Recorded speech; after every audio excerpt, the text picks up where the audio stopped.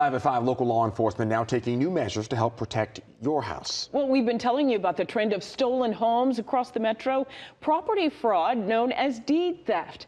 Tonight, Gwinnett County Police tell Atlanta News First investigator Sierra Cummings they are now specifically tracking these types of cases here. Yeah, it's a big deal. They are. To give you some perspective here, so often when homeowners file police reports, they're told their stolen house is a civil matter. But now some agencies are not only actively investigating these cases, but also changing the way they track them.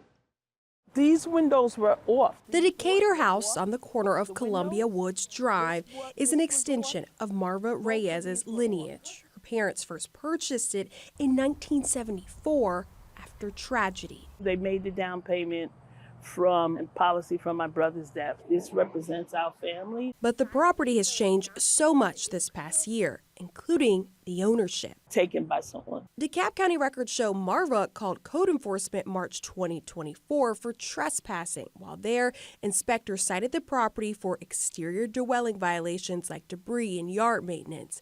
Additionally, the home was supposed to be empty and vacant, but inspectors noted someone gained access, leaving the house in disarray. It's unclear who did it, but this man, whose face we're blurring, was there at the time. A man Marva accuses of being a squatter. When we came to get the squatter out, the squatter was telling me, oh, the owner said I can stay here. So he called the owner, and I heard him in the background saying, I own the house, I have a title, I have a deed. Documents reveal there was, in fact, a new deed on the house. According to the latest county records, on January 24th, 2024, Marva's mom, Katie Williams, signed her name on this deed, transferring the house's title over to Ayomide Abrashbi. But wait, that can't be. Katie Williams could not have signed over her home January 2024 because by then she was already dead for 7 years. This death certificate confirms Marva's mom, Katie, died February 2017. Marva's dad, Walter Williams, died shortly after too, meaning neither could have signed or transferred the title of their property this year. Additionally, Marva was named the executor of their estate, her late parents leaving her their house. To help you understand, Atlanta News First Investigates spent nearly a year exposing a legal loophole in Georgia. Old state law made it easy for thieves to steal the titles to homes. Under that state policy, to file or transfer a deed on a house, no identification was required. Simply put, the state did not require anyone to actually prove they own the very property they're filing paperwork on.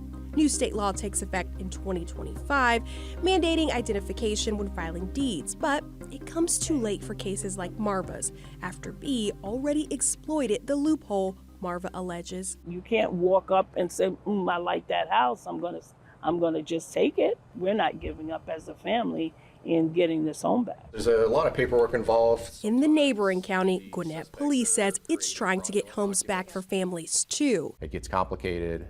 It takes a lot of time and effort to be able to sift through the types of paperwork. After noticing a trend of stolen homes, especially the last 6 months, Corporal Ryan Winderweeder explains detectives upped their department's strategy. They created a way in our new records management system to flag and tag reports that are believed to be some kind of title fraud. Specifically tracking and streamlining the investigative process, all an effort to help prioritize property fraud cases. As for Marva's case, she filed a report with DeKalb Police. We made multiple attempts to reach the so-called new owner of the house, Mr. B. We even got in touch with his dad, who claimed his son obtained the property legally, that his son would reach out to Atlanta News First Investigates with the proof. We have not yet heard back. To protect your house, sign up for Georgia's property fraud registry on AtlantaNewsFirst.com. I'm Sierra Cummings, Atlanta News First Investigates.